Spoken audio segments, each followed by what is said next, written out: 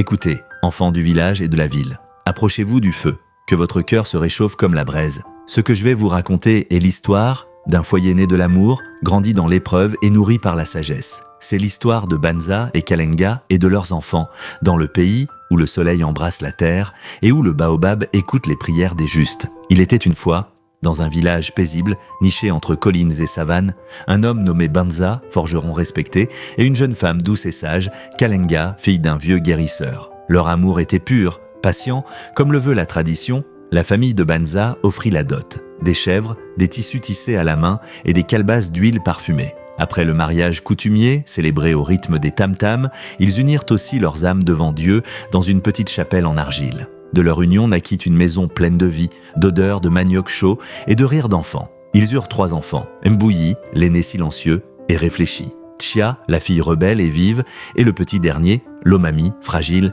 mais rieur. Mais, comme le dit un vieux proverbe, là où le soleil brille à trop, l'ombre n'est jamais loin. Un jour, Banza perdit son atelier dans un incendie causé par un fil mal attaché. Les marteaux, l'enclume, les rêves, tout devint cendre.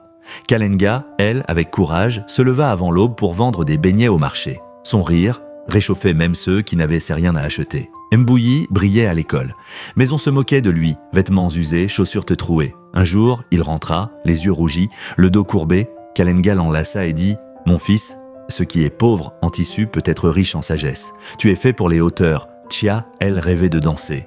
Mais les anciens disaient « Une fille ne vit pas de ses pieds. » Elle dansait en cachette au coucher du soleil. Un jour, elle tomba, blessure grave à la cheville. Elle voulut tout abandonner. Mais Banza, d'habitude silencieux, posa sa main sur son épaule et dit « Quand j'ai perdu le feu de la forge, j'ai découvert celui de ma famille. Ta chute n'est pas une fin, mais le début de ton courage. » Lomami, le petit, tomba malade, une fièvre, tenace. Ils vendirent la radio, le vélo, même la vache. Kalenga priait chaque soir, à genoux, sous le baobab.